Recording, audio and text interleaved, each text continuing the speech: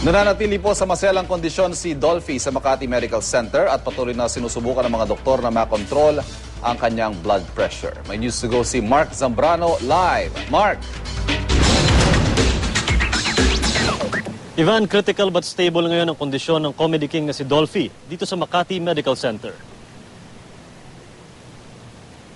Walang pagbabagong kondisyon ng comedy king na si Dolphy habang patuloy na inoobserbahan ng mga doktor ang kalagayan ng aktor.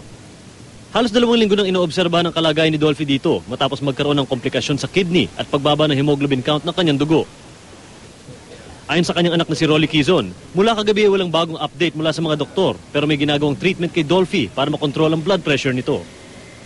As of yesterday kasi hirap siya makaihi. Pero ngayon, nakaihi naman siya. Pero sa ngayon, konti na lang naihi niya. Sana makaihi pa siya lalo. No? Kasi isulubong ang alisin yung respirator pero ng 5 hours pero hindi na kayanan So binalik yung respirator. Actually ayaw niya yun Ayaw niya yung mga kung ano na kinakabit sa katawan niya. No?